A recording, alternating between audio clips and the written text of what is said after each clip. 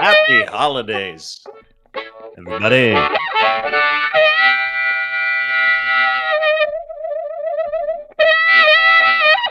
Ladies and gentlemen, I'm Dean Blundell. And I'm Charles Adler. Charles Adler.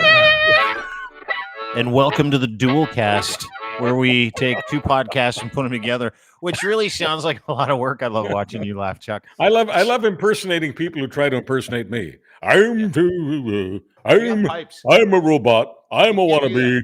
I'm an impersonator. I'm a guy who's looking for personality. Can't do it. Anyway. You can't impersonate Chuck Adler. And for anybody, Charles comes from, he's like the gold standard of radio in this country that we live in called Canada.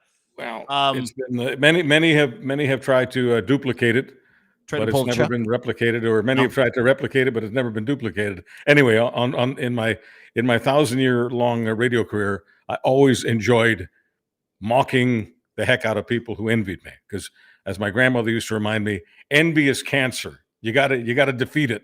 So my way of trying to defeat things is to mock the bejesus out of them. With your radio voice, see, you and I come from a time when you had to have pipes. Remember that? It's like pipe. And Chuck had, folks, if you don't know this beautiful gentleman in front of me on the screen, if you can watch this, Crier Media's YouTube channel, Dean Blundell Show YouTube channel, subscribe to his podcast, the Charles Adler Podcast. You can see it, you could hear it, you can hear the pipes, you can hear the velvety Mel Torme goodness in your voice. It's just beautiful. Do most people listening right now know who Mel Torme was? The Velvet Fog? Next time we get together, we like to do these joint appearances, joint podcasts at least once a week. And next time we do one, let's cue up a little bit of the Torme. And if you want to do my favorite one, if I can make a request here. Sure. You can do I request Mel Torme's Autumn in Vermont. Autumn in Vermont is, in my opinion. Yeah. I mean, outside of some of the Broadway stuff he did, the musical stuff that was a lot lighter. He did a lot of those things. Yeah. But some people find that kind of stuff like way too hokey.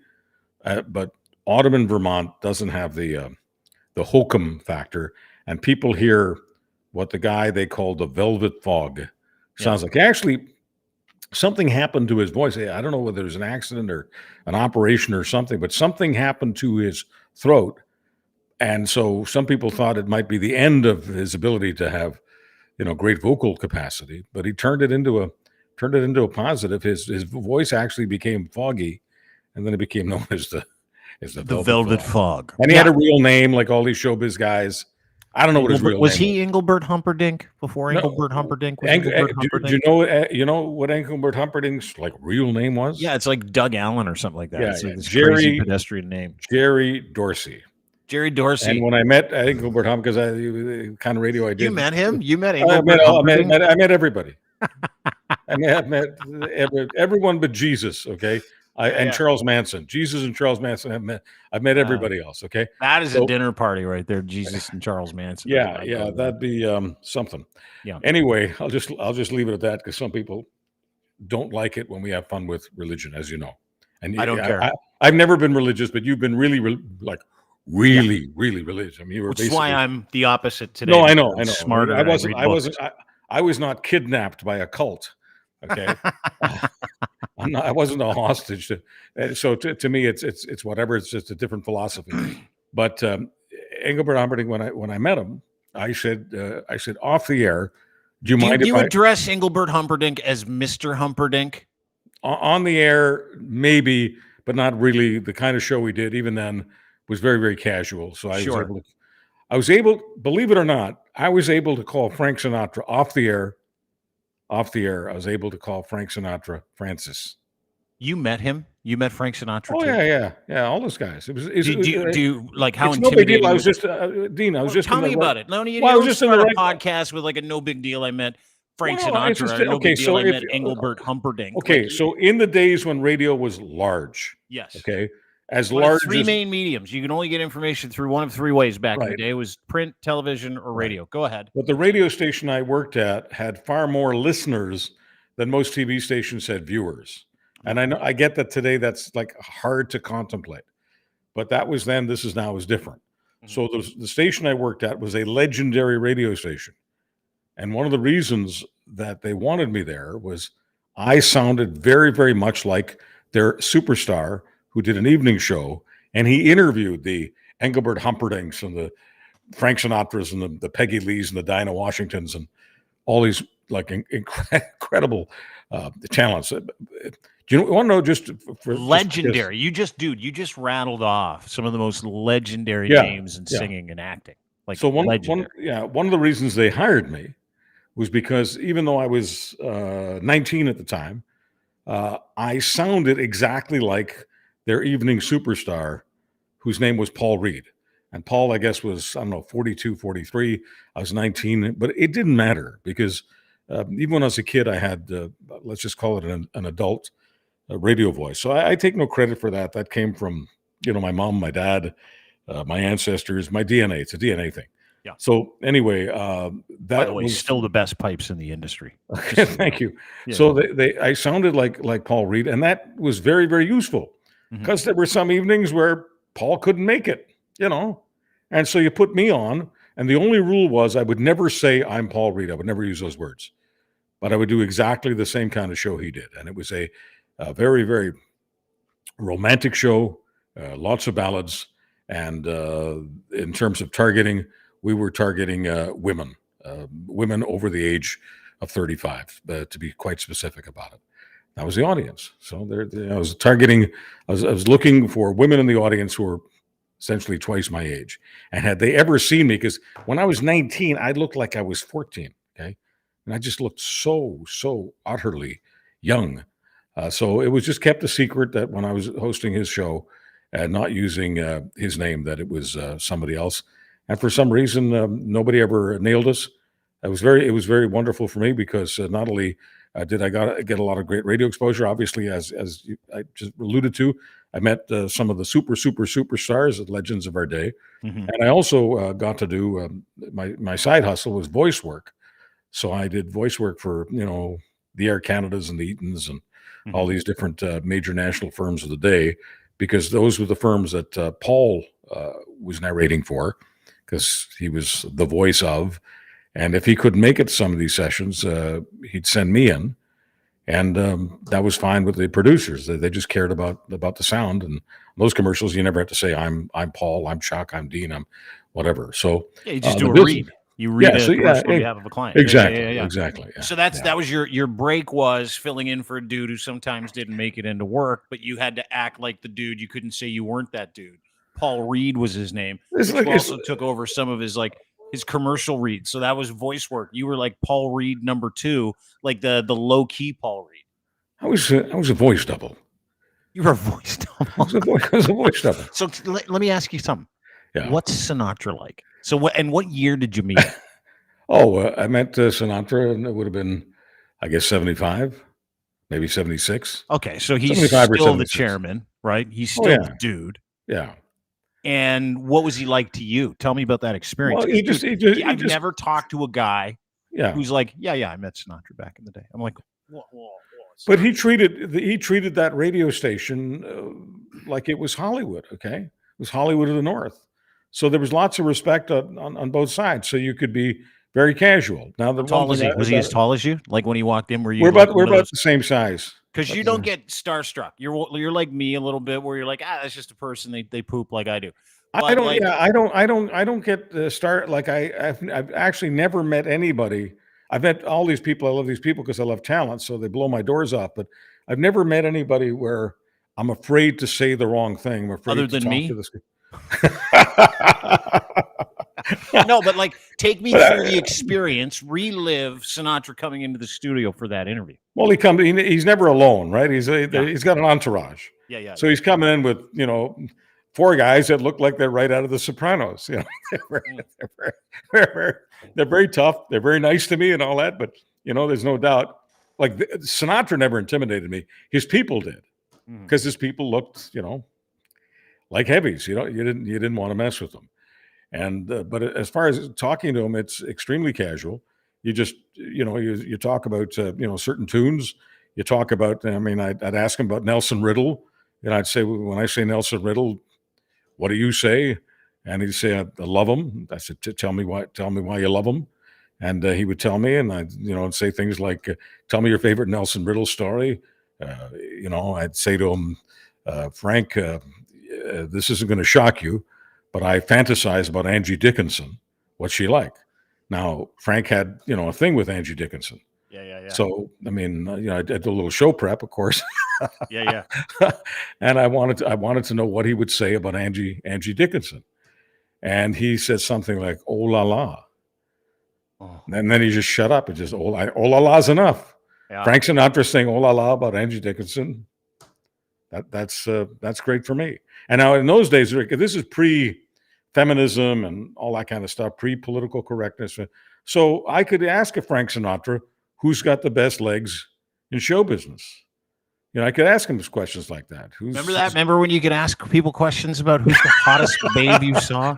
Tell me about the best set of legs you've ever seen, Frankie. And frankly, I don't know, having this conversation now in 2023, people can, make their own judgments. But all I would have to say to people who are making, casting aspersions, making negative judgments, all I'm doing is being honest with you. Anybody who comes from my era, and I got into radio in the 70s, so literally half a century ago, anybody that was doing show business half a century ago and would have had any problem with what I'm talking about, they just wouldn't have been in the business. They wouldn't have existed. So I'm really no different, no better, no worse than the rest. I come from a certain culture. So when I'm watching, certain TV shows from that culture, and right now, I'm trying to think of the one that was around years ago, and these were Mad Men. They were ad men, and they were called Mad Men. And I'm trying to think of how long it took me watching that show to plug right in to their era. And I think it may have taken 3 seconds, 4 seconds. I was instantly grabbed by that show.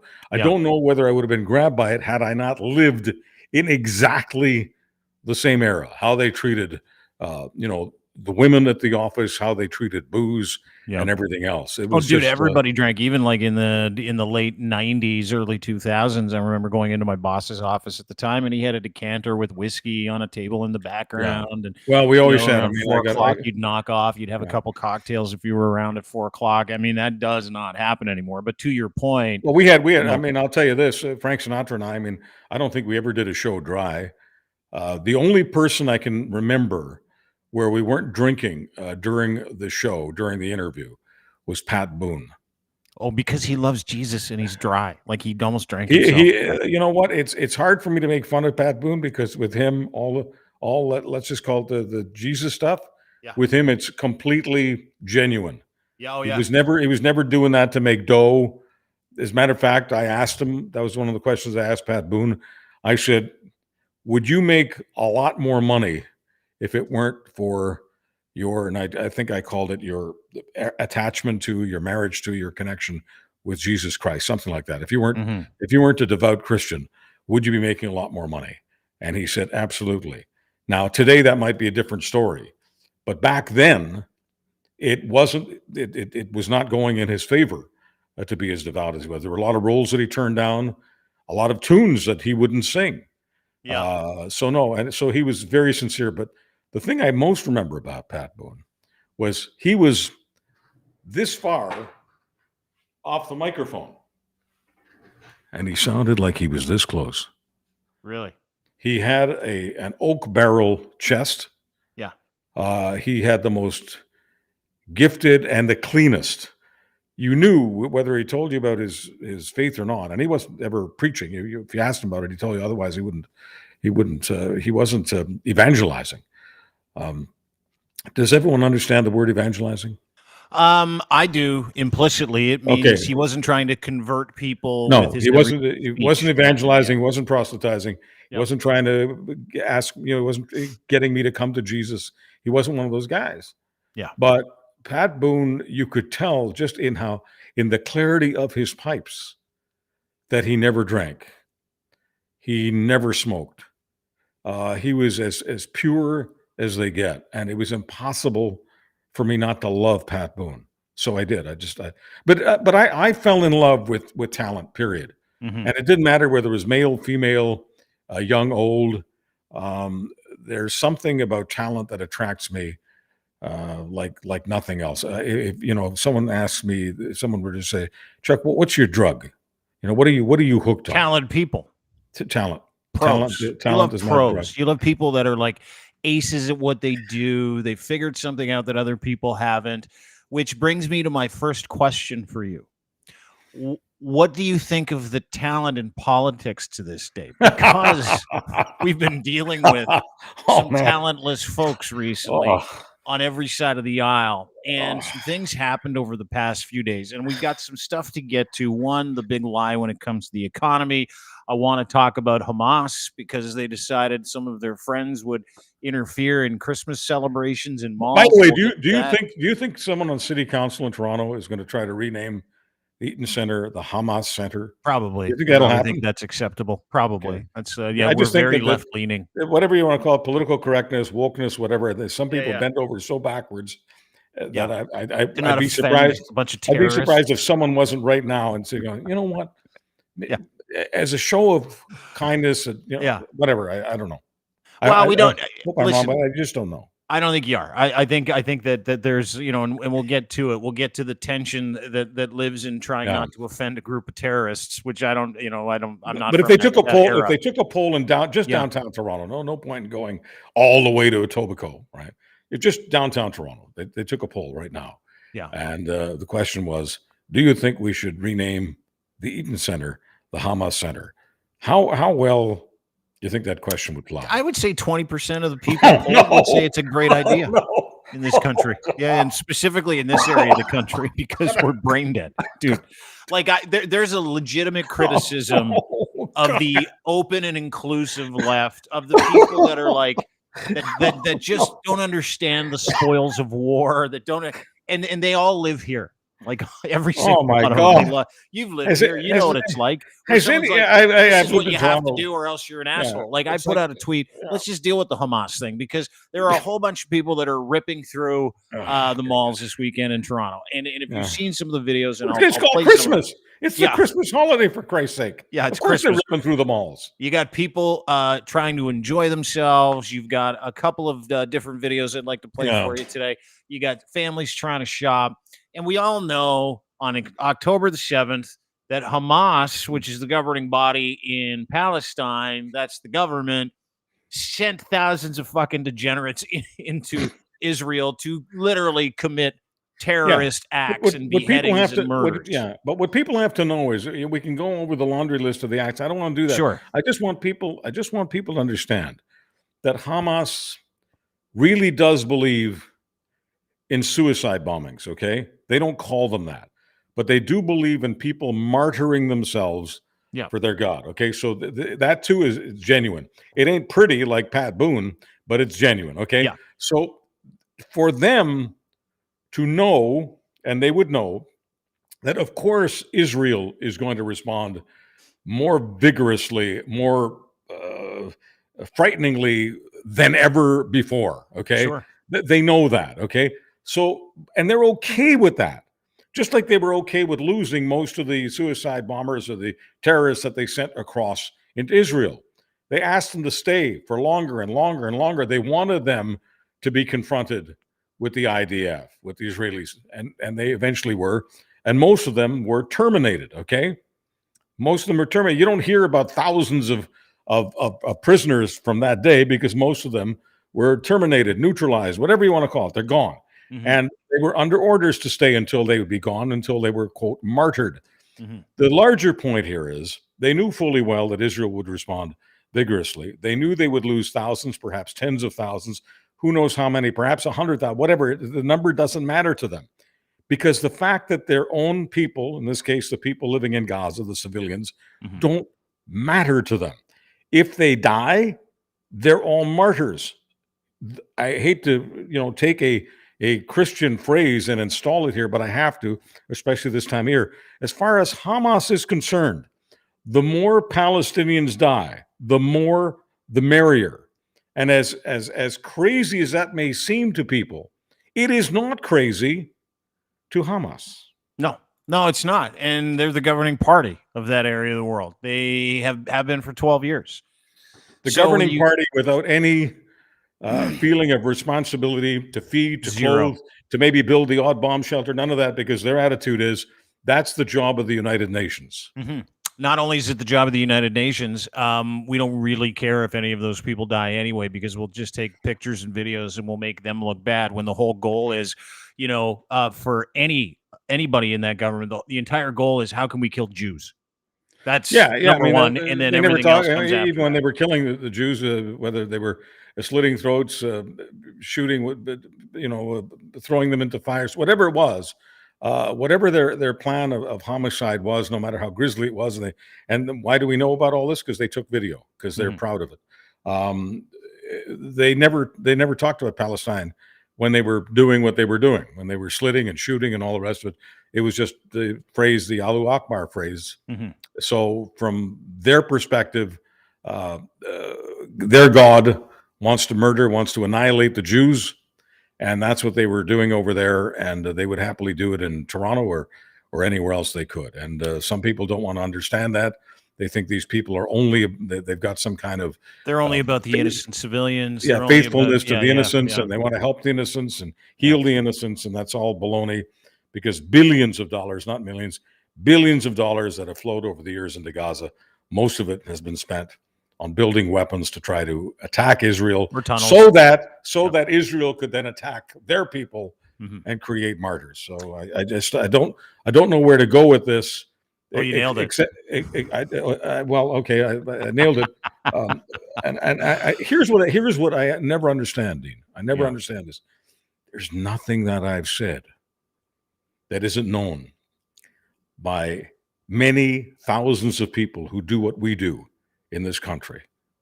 The timidity, the cowardice of saying the loud part loudly. Trying to educate people. You get in trouble for it, dude. Like, listen, I'm gonna play a video here, right? And I'll tell you what happened after I posted this video. After you posted this video, you see the replies. Yeah.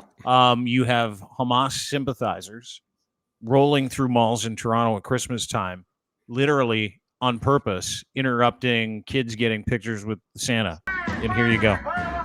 There you go. They're doing the whole, let's go in there with a free Palestine flag.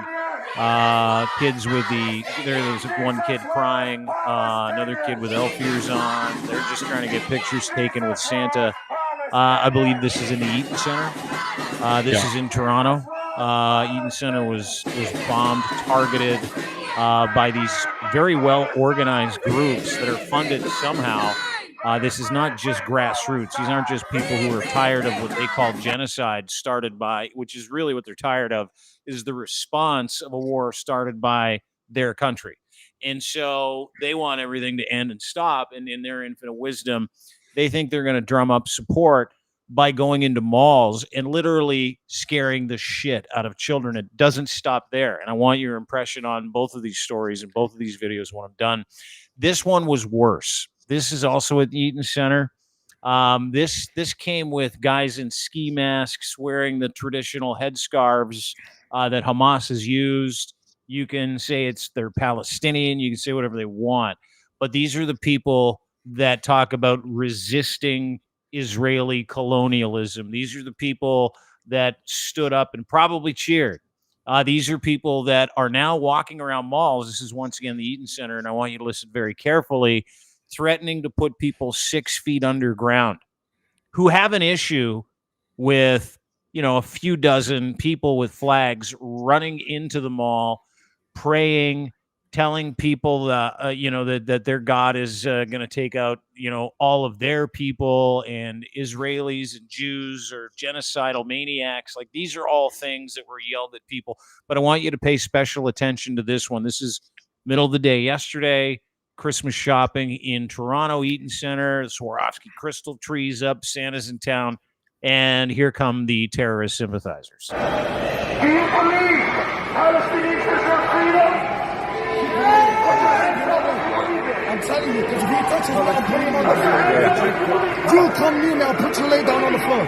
I'll lay you to sleep. I'll put you 6 feet deep. I'll put you 6 feet deep.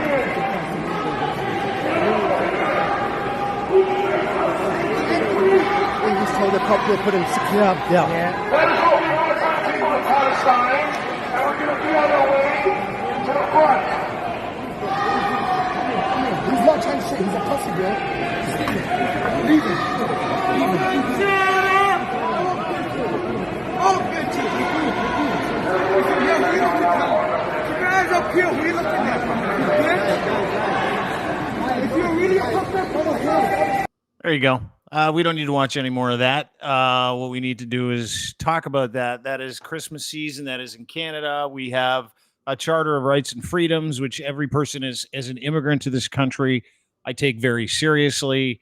So I don't do shit like that. I don't do shit like that on purpose. I don't like protests. Let me just preface everything with what I'm saying.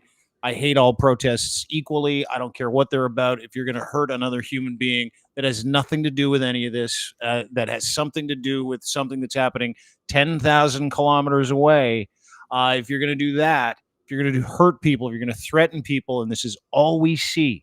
This is all we see from almost every protest that happens, whether it's the Freedom Convoy, which I like to refer to as the Flu Trucks Klan, or whether it's this. I don't care about the color of your skin. I don't care where you're from. I don't care. What I care about is the fabric of Canadiana getting ripped apart and the fact that we're not doing anything about it. And I'm not talking about white people.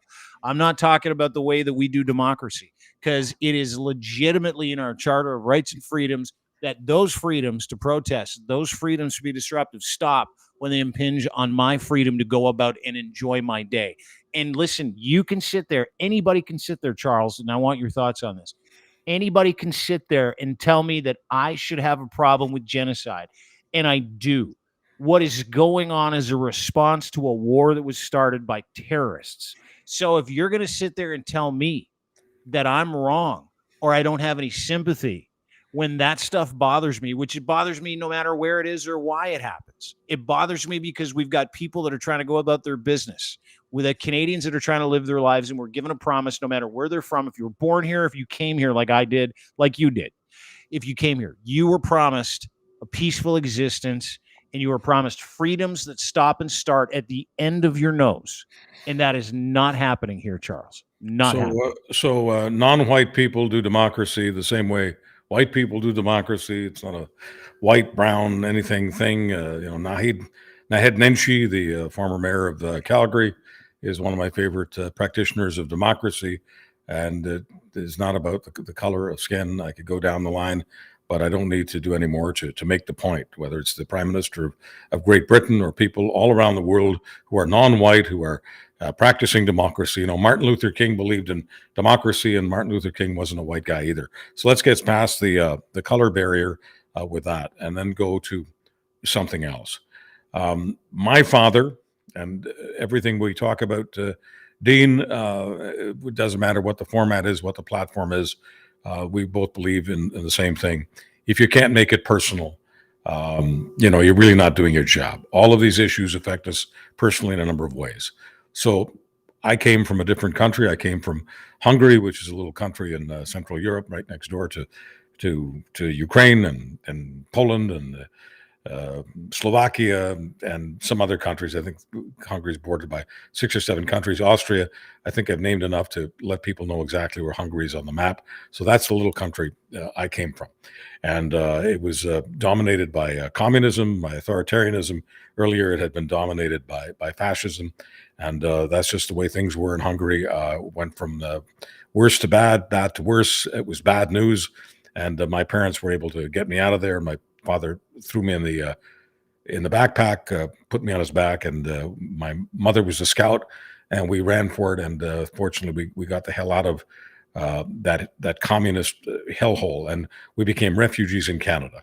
So the deal my father made with me, I was 2.5 when we came here, but the deal that he made with me when I was 2.5, 3.5, 6.5, 8.5, 10.5, I can't remember how often he told me, but it was the only way you get to stay in this country is if you do no harm to Canadians. This is the Adler family's promised land. They rescued us. We rescued you. Canada rescued you. But you are going right back to Hungary if you harm a single Canadian in any way. That didn't mean just physical harm, in any way.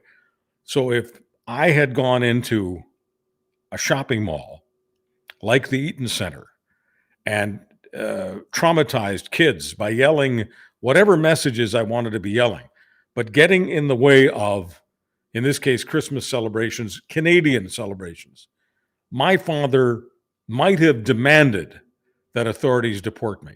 Okay. That's how planted in cement his feet were on this. He was really serious. And my father was not alone. Many people who came to this country from countries all over the world, whether they were white or non-white or whatever, had that attitude. You know, Canada is accepting us. The Canadian people are wonderful. They're giving us freedom. They're giving us refuge. We do not pay them back with anything but gratitude. And so that's why I've said often that my entire career for more than 50 years has been a thank you card to Canada. And that's what it is. And it's on behalf of Canada, whether I'm tweeting or talking to my best friend, Dean Blundell, that I say, we are not just a community of shopping centers. We're a real country. And when people come into the Eaton Center and do something like this, at least one arrest has to be made. And I'm just not asking for much, at least one arrest. And that's of the person who threatened a Canadian. It may have been a police officer. It may have been a civilian. It doesn't matter to me. Threatened someone, telling them that he was willing to put them 6 feet under. That is called uttering a threat. Uttering a threat isn't inappropriate. It is criminal. And I don't care about the color of your skin, your religion, or your cause. Criminal is criminal. In a liberal democracy, the only way we can retain the democracy, because a democracy offers far more freedom than authoritarian regimes like the one I was born in. The only way a democracy can stay out of chaos, out of anarchy, out of constant violence and fear and terror is to apply the rule of law, which should have been done. And am I upset with Toronto police for not making an arrest? Damn right I am. Yeah, you should be. But have we not tested the limits of the rule of law solidly for the past 3 years? Like, you know, I can't help but think that if, you know, not only, and you're 100% right, the douchebag in the ski mask, and I go back to this all the time. I don't care where you're from, don't care about the color of your skin. I preached it for 3 weeks in Ottawa. I preach it now, is that when you see people continually thumbing their nose at the rule of law and getting away with it, it breathes this environment, this new life into this environment of like, we can come and go as we please. We can do whatever we want. We can take a dump in the streets of Ottawa for 3 solid weeks and they're not going to do anything. I happen to think, though, that if, you know, the roles were reversed and the people that were protesting, the pro-Hamas supporters, took over Ottawa for 3 weeks, they wouldn't have been there for 3 weeks, right? I think we got a couple of double standards, but I also think for the past, I don't know how long, and I want your thoughts on this.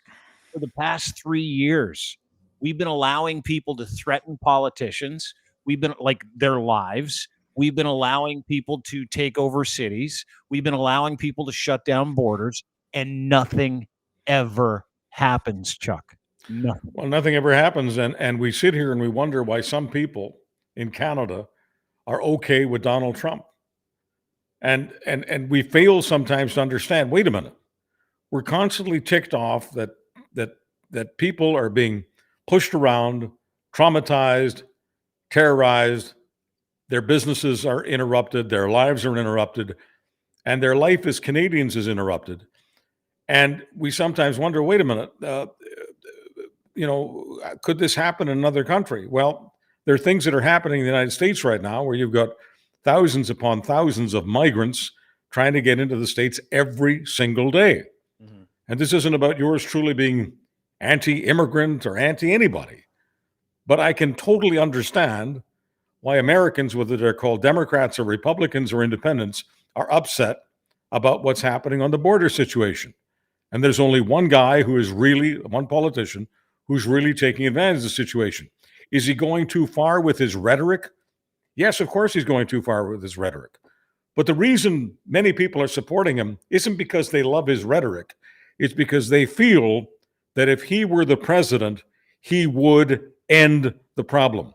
Yeah. Would he end the problem? I don't know. I can't tell you that he would. That problem existed when he was president. The problem is now worse. Would he do more? Would he be more aggressive about keeping people off that border or keeping people from coming into the country or getting people out of the country if they're in the country and all of that? Well, of course he would be. I mean, that's not even debatable.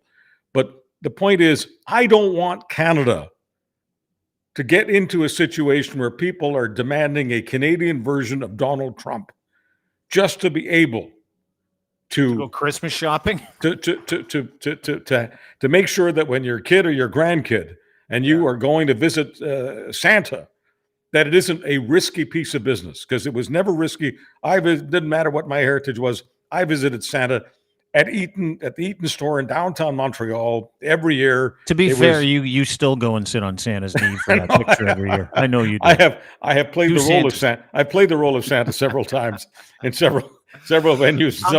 Sometimes I did it for charity, and that's a whole other story, probably for a different show. But the point is, that tradition, whether it's going to, the parade, usually sponsored by Eaton's, so whether it's the Eaton's, Santa Claus parade or visiting Santa, was never seen in this country, this beautiful country, the ground of which my father has kissed several times, and I've done it a few times myself when I'm coming back from overseas, and I just kind of do it.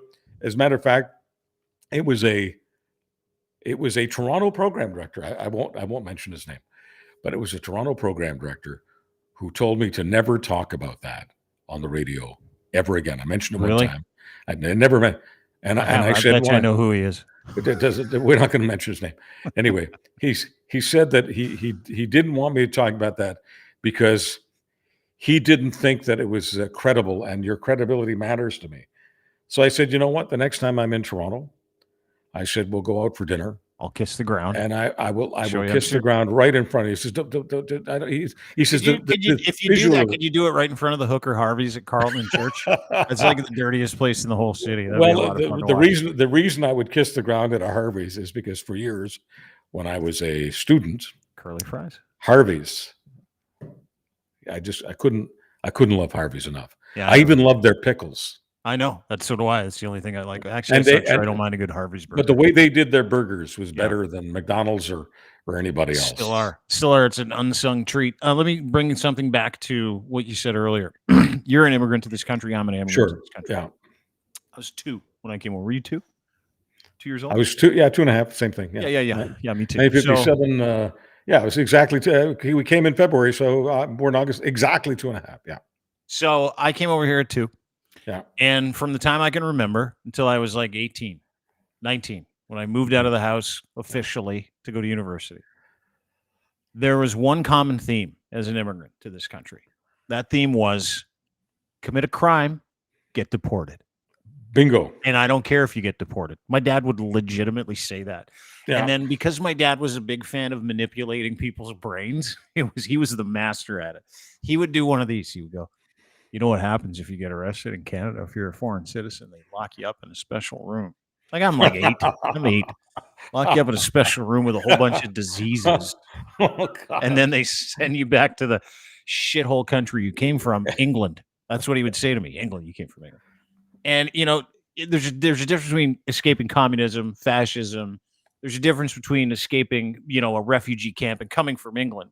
But we had the quality of life of refugees in England. Yeah. So when my dad got here and he got a big time job out of nowhere, right? And they're like, yeah, we'll take you. He's like, oh my God, this is the greatest country in the world. I just went from filling boxes of paint cans to being a radio executive. This is incredible. It's like what a country, right? My dad spent extra time making sure we understood how special this country was for everybody that came. So he would spend a little extra time scaring the shit out of us so we didn't wreck it for him, right? Or and that was imparted upon me, this sense of pride that these folks allowed us in. And my dad tells a story about arriving and the smiles on people's faces and customs letting us through, welcoming us into the country and this new lease on life and this beautiful life you got to live. So to your point, you folks, you might be watching this on YouTube, Crier Media on YouTube, Dean Blundell Show on YouTube. You might be listening to this on the Charles Adler podcast or the Dean Blundell Show podcast. We are immigrants too. And you can say that we got a leg up because of the color of our skin. That's fine. You're probably right because we're cis white men. I get it. But Charles and I were literally threatened by an old school Europeans Yes. with the idea that we could be in some gulag in a It was faraway country. it was discipline. And you talk about your dad and all of a sudden he got this great opportunity after coming to Canada, and he's probably ever since then said, "Why Canada? Wow, what a country!" Which is why we take umbrage when someone wants to put down our country or abuse our country at the Eaton Center or anywhere else. Here's the thing: my father did factory labor from 1957 to 1963. So 6 years after coming to the country, he was able to put together enough dough to buy a little shop, a little tailor shop. Now, he worked more in the tailor shop, like a lot of people who work for themselves. They end up working longer hours. You know what this is like than when they're working for someone else. But it didn't matter that his hours were now longer owning his little shop. The idea of owning a shop, I mean, he had fled. He was a refugee from a communist country. In a communist country, you have trouble owning your own thoughts, never mind property or a business. Owning your own business, are you kidding me? Within 6 years of coming here, he got to own his own business. And in that business, of course, that's where I was raised, because I'd be doing all these chores for him, doing you were steaming pants at the tender age of 5, weren't you? Yeah, not 5, but 8. Okay, so I started working pretty young. And loading coal into the boiler, and delivering clothes on my bicycle or on foot, and then doing all kinds of. Can I ask you, did you wrap them in the paper with the little string and the bow, like old school, and you put them on your bike and you'd pedal them over to someone's house? Yeah, all that kind of stuff. Yeah. Here's your shirt, Mr. and Mrs. McGillicuddy. And they were, most of them were called names like Mrs. McGillicuddy, because it's the old Montreal, and all of these people most of these people were from exactly the same country that you came from. They were from England, Scotland, Ireland, that part of the world. Anyway, the thing I figured out right from the beginning, ever since I was 8 years old, is that you would get tips, right, if you gave them extra service. So not only would I deliver pants, skirts, coats, whatever, to Mrs. McGillicuddy, okay, I would ask Mrs. McGillicuddy if there's anything else I could do for her. So it could be sweeping the walk. It could be, feeding the dog, at a time of day where she wouldn't be at home. It could be going to get some groceries for her. Like, I would turn myself into Mrs. McGillicuddy's manservant, anything you need, because she would compensate me for that. So I would turn, we call it upselling now. You go to a restaurant and they encourage you to buy a certain cocktail and buy a certain dessert and buy a certain this. And, as we call it upselling. Well, I was doing upselling when I was 8 years old. And so I loved it. One of the reasons it's always been difficult for me to envy the rich is the rich people who could, it was easier for them to afford tailoring, which is what my father did, altering their clothes, pulling them in, letting them out, cutting this and adding to that, trimming this and trimming that. The point is, all of that costs money. I'm not saying that it was really, really expensive, but it was the kind of money the average person didn't have money to do. So rich people, a lot of rich people were customers of my dad.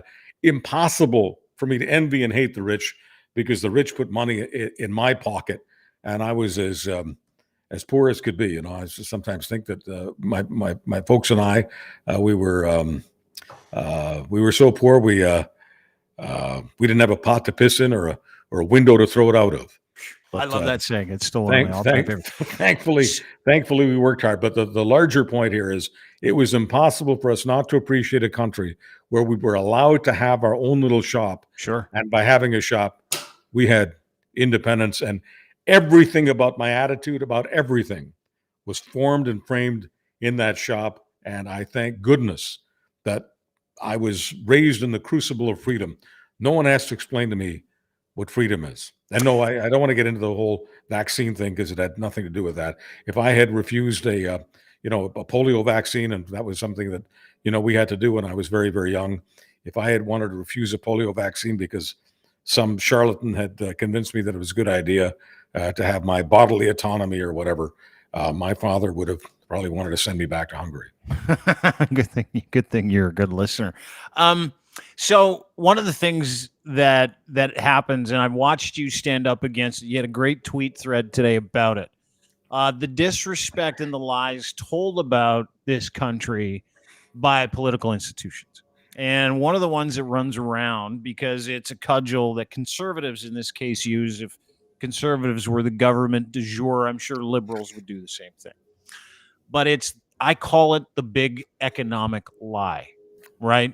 Is you and I talk a lot about off air. We talk a lot about the victim crew, the victim crowd, people who don't have the perspective that you and I have, or fair-minded Canadians that have the ability to reason or the intelligence quotient to be able to think critically. Every metric I've seen, Chuck, when it comes to our economy says it's roaring, right?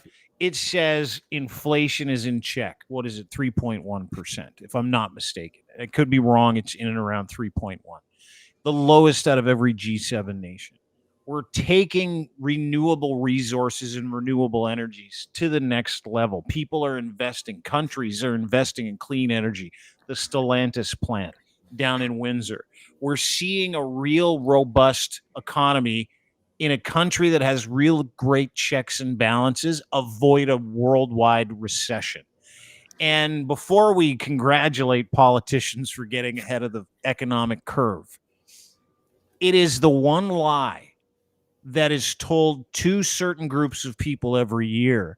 It's like, oh, the economy sucks in this country. The economy sucks. You need to, Trudeau's response. It's the liberal. It's this, the economy sucks. The economy doesn't suck at all. But you have people out there going, yeah, it does, that don't know what goes into any kind of austerity measure or what an economy is or GDP. Like, you have people literally running around with a fire hose screaming, the economy's on fire, when it isn't. And it is amazing the traction that you got in your last tweet trying to explain that to people. Is this the big lie that Canadians are facing today? Well, It's one of them. It's easy to promulgate the big lie because our economy at the moment is a little softer than it was a couple of years ago. I'm not going to get into all this stuff about post-pandemic and how it's been the case in many countries and et cetera. I mean, I don't want to do that.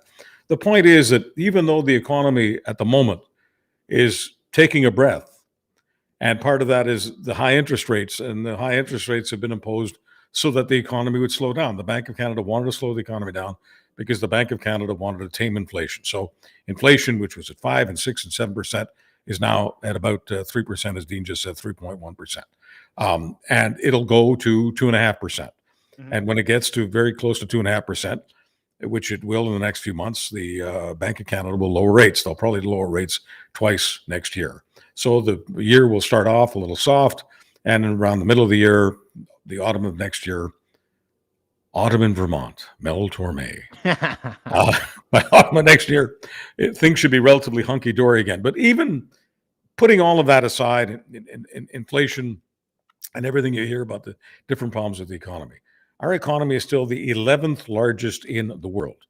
And we only have 40 million people. Think about that, folks.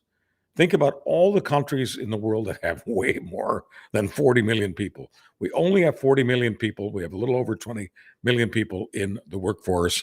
And in most communities, people who want work, they might not find the jobs that they want.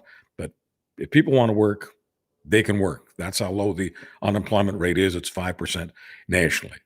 The deal is that while the economy is not as strong as it was a couple of years ago, and certainly not as strong as it will be a couple of years from now, we are still one of the most powerful countries, most powerful economies in the world.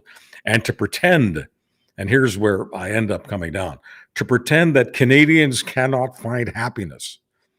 I feel horrible for people in food banks who have to go to food banks. I feel horrible for people who are homeless. I feel horrible for people who are addicted. I feel horrible for people who are suffering from terrible diseases. I have spent decades talking to people who are struggling. I relate to struggling because it's hard for me to take myself out of what it was like when I was a child. I understand struggle, but I also understand that my father ordered me, commanded me to tell the truth. I am not going to say that in this wonderful promised land called Canada, people cannot attain a middle-class lifestyle and that people cannot attain a measure of happiness. I'm not going to say that because that would be a big lie. And there are people who hustle clicks on social media and they hustle politics who want people to believe that it's over for Canada and that the only way Canada can come back is if you vote for the right political party. I think of that as sleazy. I think of that as morally reprehensible. I think of that as disgusting. Taking advantage of people who are struggling, or taking advantage of people who are afraid that they will join the strugglers, and saying to them that currently the people in power want you to struggle, they want you to suffer, they want to deprive you of your happiness, and unless somebody else gets into power, it's all over for you and your family. I loathe that message, and I refuse to spread that kind of evangel. That's snake oil. Who's spreading that right now? In Well, a nuclear that's capacity. that's the Conservative Party position. The Yeah. Conservatives want people to be as depressed as possible, as despondent as possible, as hopeless as possible, and as angry as possible. And I give them credit for this. They sure know how to get it done. They sure know how to get millions of people to believe that Canada's over. Canada ain't over. Yogi Berra, the great American, once said, "It ain't over till it's over." And if Yogi were here with me right now, knowing what he knows about this great country, and he knew a lot, wasn't very far from where he lived in New York, and he knew a lot of Canadians. And in those days, the dollar was about the same. There was much more travel back and forth, blah, blah, blah, blah, blah. Yogi Berra would not put up with the idea that it's over for America or it's over for Canada. When I worked in the States, I would say nobody ever made any money. Nobody ever made any money betting against the United States. And Americans really could identify with that, because Americans are big on betting on this, betting on that. Americans are big on gambling. Canadians, not quite as big on gambling, maybe, although maybe that's changed. But whether or not you're big on gambling, I say the same thing on the Canadian soil that I kiss. Nobody made any money betting against Canada, and nobody ever will. This has nothing to do with who's in power. I could care less. Whether Conservatives are in power, Liberals, NDP, whatever, the country is much larger than political parties, political memberships, and political horse crap, okay? The country is much bigger than that, always has been, always will be. This is an incredible country. This isn't just the Adler family promised land. It's the Blundell family promised land, and the McGillicuddy promised land, and the Singh promised land, and the promised land for the Nenshis, and a lot of people, millions upon millions of people. And I simply ask people, do not cave to the cave dwellers. Are things tougher now in many respects? Tougher than they were a couple of years ago? They sure are. And in a couple of years, they'll be a lot better. But we are still doing better than most countries in the world. And there is no reason to believe that there is something so fundamentally flawed in this country, that we've got some kind of terminal cancer, that it's all over unless Saint Polyev gets into power. That's baloney. And by the way, Dean, I just want to say this. Yeah. He could get into power without doing any of that crap. I mean, why does he do it then? Why does he do it? He does it because he loves doing it. Because he's a dick. That's what he's been doing for years. Yeah. Okay. That's who he is. He's always been that guy. For the last 20 years, he's been given the life that he has. He's been handed a job working for the prime minister. He was told where he was going to run and who he was going to represent. And dude, it is the same person in that party, whether it's Pierre Poilievre or the minister of whatever the fuck she says she's the minister of from Peterborough, Kawartha, Michelle Ferrari. She'd be a critic. I don't think she'd be a minister. Well, yeah, sorry. I mean, so who knows? She may be a minister of justice. No, she's a minister of tampons and how much she hates them. She put out a video this week, to your point of like snake oil salesman.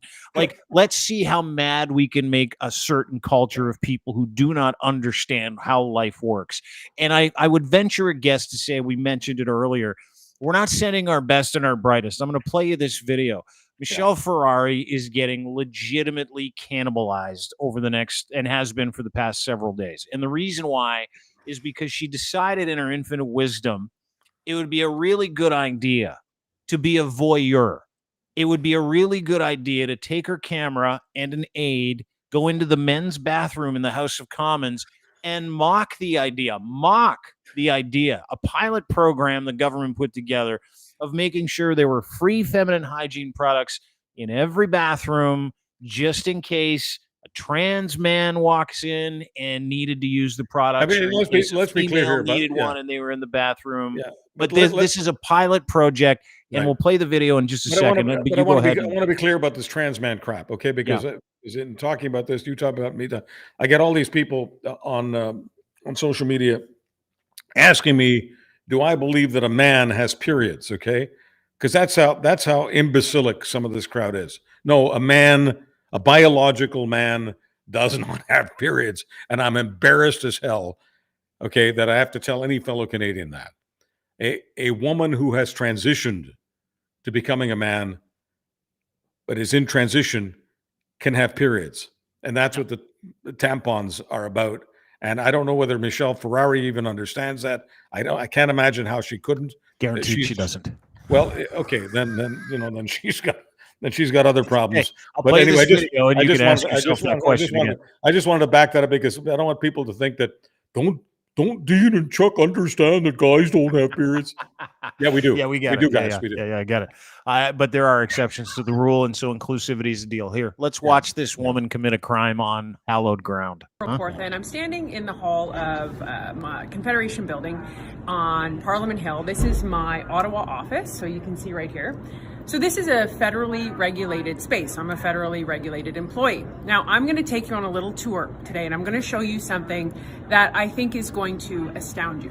When we talk about wasteful spending and a cost of living crisis that is created because of wasteful spending, I'm going to tell you something. The average income of a Canadian is around $65,000. That's according to online sources that we have sourced.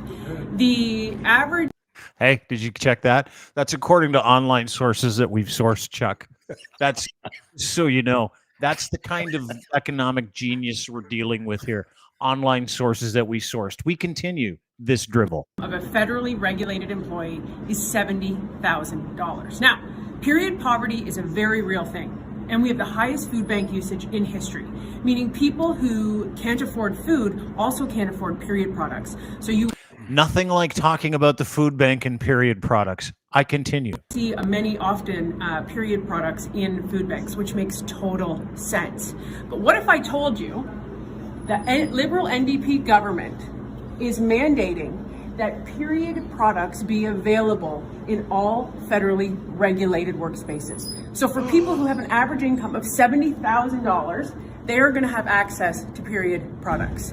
Shouldn't that be going to people who can't afford them? Dylan is from my office.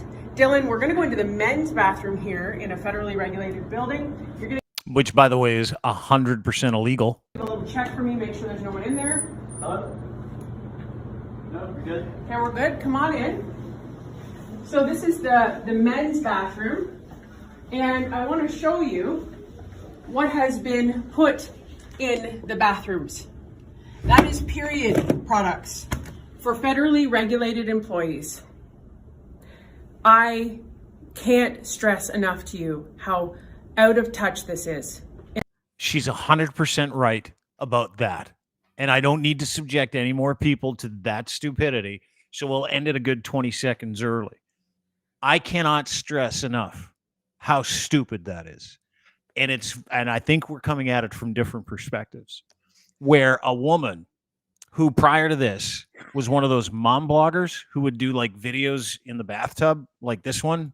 There you go. Oh, you should be grateful. This, you know what I say? Have a little cry, go to bed, get up and start over tomorrow. Or ones like this where she's drinking wine, telling people to F off. A lot of you. That sounds funny because I have like 4 people on my supporters group, which I fucking love you. I don't know what I'm going to do for you yet, but I'm going to do something because I'm like, time of COVID-19 and these 4 fucking people decide to spend $6.95 American on you a month, Michelle. Like, thank you. Have I?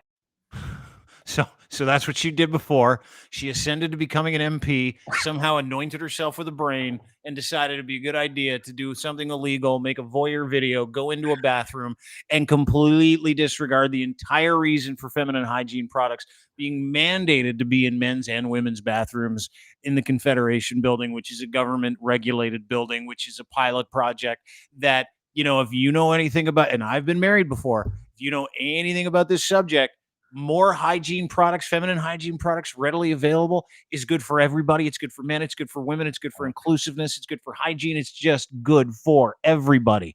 And so she completely ignores all of that, all the reasoning, and decides it's wasteful spending while her entire forehead isn't moving because she has government-funded Botox. So explain to me but how just to this be clear, works in your world. In Peterborough and some other parts of Canada, the Conservatives are dining out on parental rights issues and a whole lot of other issues with all kinds of different names, but all of it has to do with the paranoia of trans people. And so one of their favorite causes is the idea that these products, these tampons, are being put into male washrooms just in case somebody using the male washroom is a woman, a biological woman, transitioning to be a man. It's just that simple. Anyway, I'm supposed to fear these people. I'm supposed to be paranoid of these people. I'm supposed to believe that these people are trying to convince people who are called children to lop off their genitals, because I've heard all this kind of crap from this crowd. Anyway, this is the crowd that the Conservatives are trying to whip up. Some of this crowd belongs to the PPC, the Bernier's party, and the Conservatives want to make sure that everybody in Bernier's party feels comfortable with Poilievre's party. And this woman, who happens to be the MP from Peterborough, is playing to that particular crowd. So it has nothing to do with government spending, unfairness, the food bank, the poor. No. It's just another way to feed another biscuit to the people who are paranoid about trans people. Why are they paranoid? What is it that they are so afraid? Like, well, how does a tampon scare certain people so much? Well, the tampon in the male washroom is a reminder that it's for biological women who are transitioning to be men. In other words, it's for some trans people, and trans people make them paranoid, and have trans people having rights and having access and being treated like all the rest of us. What a country, Canada. We're all treated. We believe everyone should be treated equally, except some people believe that some people should not be treated equally, and some people should not have rights, and some people should not be teaching in school, and some people should not have books in the library that speak to them, and et cetera, et cetera. And people like her, they whip themselves into a frenzy about stuff that really does not matter to them. It's about other people's rights and other people's dignity. And of course, if you talk this way, you're a communist, you're a socialist, you're a pinko, you're a Marxist. Liberal. You love Justin Trudeau, all because that's the way this that's the way this thing plays. It's as simplistic and as frankly stupid as it gets. You know what I love about it though too, and we'll end on this note. I love the pure intelligence insult to literally everybody, trying to convince us that this is about wasteful spending. We know why you're doing that, Michelle. We know why you're doing that. It's because you're from Peterborough. You're poorly educated. You don't read. And the things you do read are all fluffy Danielle Steele things, right? That's all she does. She records little videos of her in the bathtub after a couple jugs of something and decides that she now has an important voice because somebody in the Conservative Party was like, she's a battering ram of idiocy. We could really use her in Peterborough, Kawartha. And so she now, because of that, she thinks she's ascended into knowledge. There are so many people out there that think they are. And for an average person like you or me, I'm just average. I have the ability to reason. I can use critical thought. I can think through things. I can see through the idea that she's trying to perpetrate. What she's really doing, to your point, is she's dog whistling to the crazies out there who literally think trans people are an aberration, some kind of genetic freak. They do believe that trans people are a threat to their children. I mean, I know this because they've told me this. Yeah. They DM me. Some of them have talked to me, and they really believe what they believe. A trans person. She is connecting to them because many other people aren't speaking to the issue the way she is, and she does it with passion. She does it with verve. She really is into it. She does believe in it. She in her mind, the government spending piece is probably a piece of it. That's not why she's doing it. But I think that people like this rehearse what they're doing. She's rehearsing it, then she's rehearsing it, and then she's rehearsing it, and then she's having it taped.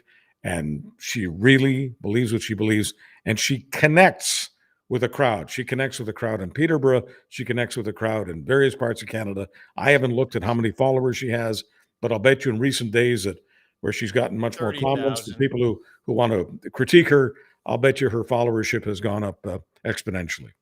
No, she's lost followers. And that thing, she actually deleted the video. We saved it and kept putting it out. I mean, this isn't working for her? No, it's not working for her. My God, I love Canada. I tell Canadians every day how much I love them. And if Canadians aren't buying this swill, not at all. Not at all. And you know what? I'll tell you something. That's wonderful. To end this on a positive note, Charles Adler, the truth teller, the truth Wolverine, truth Santa. I'm feeling and seeing that sea change in people. People are starting to recognize what an operation is. People are starting to be able to see through the bullshit. People are starting to be able to go, oh, she just hates trans people. I get it. So does the entire Conservative Party of Canada. They hate trans people because they want to corner a certain psychotic base, right? Whether it's the churchy base, whether it's the super conservative base, doesn't matter what it is. If it's the Abrahamic base, they want that crazy vote. There's a percentage of people who believe that the biggest issue in the country is the trans people. Right. They're so stupid. I love it. They're not really worried about the trans people in the male washroom. Not really people. They're really worried about women transitioning to men. They're really, really, really worried about men transitioning to women, and my God, some of them are in their women's washrooms. By the way, have we heard any reports of these males who are transitioning to females attacking women in washrooms? Not that I haven't heard any. Even one? No, and someone actually, I got in an argument with some guy at dinner a couple of nights ago. We had a business dinner, and he's like, "What do you make of the trans bathroom stuff?" I'm like, "Dude, are you not past that already? Like, who cares who goes to the bathroom next to you?" He goes, "This is what he said to me. He goes, I don't want to take a dump next to a woman." And I'm like, I said, "Dude, I don't want to take a dump next to anybody. Like, it doesn't matter who the person is. Like, you got a divider there, right? You see shoes. Yeah. What are you gonna? You gonna get stage fright when you see a nice pair of high heels? No, you're not. You're going to get out of there as fast as you can because of the embarrassment of all the noise and all the other stuff going on. Like it is amazing to me to see how fragile some men are. It is absolutely hysterical. Guys are like, I don't want a woman that wants to be a man in the stall next to me. I'm like, are you serious right now, dude? You've got no problem. You zoom out, take the genitalia out of it. The only way I start to care. The only way I start to care about the trans people is if they invade the Eaton Center and scare the children. Yeah, I'll get up in when they're trying to have their moment with Santa by yelling all kinds of slogans and threatening to bury them 6 feet deep. You know, when the trans people start to do that, I'll go after them. I'll say, "Hey, Pierre, I'm sorry, I missed the big message a couple of years ago." Yeah, we're in now. Yeah. Charles Adler, the truth teller, the truth Wolverine, truth Santa. Ladies and gentlemen, please go and download his podcast. It's called the Charles Adler Podcast. Wherever you get these fine podcasts, you can also download this podcast, Dean Blundell Show. You can also subscribe to our YouTube channel. You can see that beautiful man right there live all the time. Last week, he was with Kinsella, knocked it out of the park. I was fortunate enough to be a guest on the Legends podcast as well. He's my mentor. He's a friend, and he's the conscience of what should be this industry. Please say thank you to my friend Charles Adler, and I hope you have a great day, dude. Thank you, Canada, and I love you. Hey, Chuck Torme, ladies and gentlemen. Say thank you to Chuck, by the way. He just dropped some hot knowledge on you. Look through all the bullshit. If you want to know what's going on, I'm going to give his private phone number out on Twitter. I'm going to give it. So anytime you're like, Michelle Ferrari did this, what does it really mean? You can just call Chuck, and we'll do it like movie phone, where it's like $18 a minute, right? Where he's making big dough, and he can talk you through, oh yeah, she did that because she hates trans people. And you'd be like, okay, thanks. Here's my $18. That's what we're going to do. We're going to turn him into a Pez dispenser of comfort. Anyway, that's it for me. I'm out of here. Have a great day, everybody. I want to say thanks to our friends and partners that make this whole thing possible. not limited to our friends at Muse on the Mic. Muse on the Mic is a great new podcast. It's Emily, it's Riley. It is absolutely unfiltered. And these two beautiful ladies, you know what they've done? I'll tell you what they've done. They've gone and started a podcast about the body rub industry, sex work. They're sex workers, former sex workers that manage a group of sex workers at Muse Massage Spa, 1290 Finch Avenue West. And these women will teach you everything you need. They're sexologists on top of being advocates for women in the industry. Give them a follow, but make sure you download and sub their podcast, Muse on the Mic. It's Babelicious Bingo there this month, by the way, all the way through the end of December. So you go check it out. You can win some cool prizes. But make sure that you go visit them at Muse Massage Spa. Make sure you sub to their podcast called Muse on the Mic and their Patreon as well. And I also want to thank our friends at Gitch. Gitch3 is your promo code. Go to edsfineimports.com and order them there. Luxury branded boxer briefs, pouch in the front. You can't miss with these underwear. I know I say it all the time, but I'm being serious. The best pouched underwear on the planet, made for Canadians by Canadians.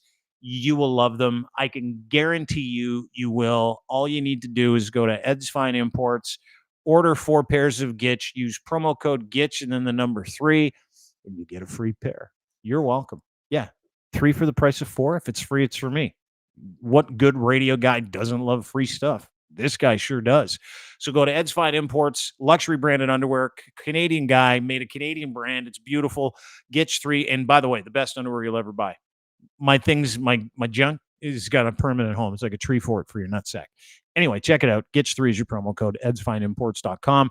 And of course, brought to you by our friends at Cantork. They make rugged, hardworking torque wrenches, Canada's leading industrial tool experts, giving you the best in sales service, rentals, calibration, maintenance, and custom fabrication of industrial torque tools. Go to their brand new website. You can become a distributor as well if you're looking to distribute, looking for a job, and you know torque tools or the tool industry. They have total solutions under one roof: tool rentals, calibration services, repairs for custom fabrication, distributing opportunities. Cantork offers a complete range of services and products, making us and them your one-stop destination for all your bolting needs, saving you time, effort, and hassle. Go to cantork.com today and enjoy their brand new website. I can guarantee you'll love it. Guarantee you. You can see exactly what they do. Looks like some kind of weird Star Trek stuff. And proudly Canadian. They manufacture, build everything. They design everything in this beautiful country out of Edmonton, Alberta, Canada. My second favorite province. What's your first, you ask? It ain't Ontario. It's Nova Scotia. Yeah, that's right. Anyway, have a great day, everybody. Appreciate you spending some time with us. We'll be back tomorrow. So we'll take a few days off over the Christmas break. Back tomorrow with Lachlan. Have a wonderful day. Really appreciate you being here. Thanks to Charles Adler for joining us. Give him a follow on Twitter as well, at Charles Adler. Bye-bye.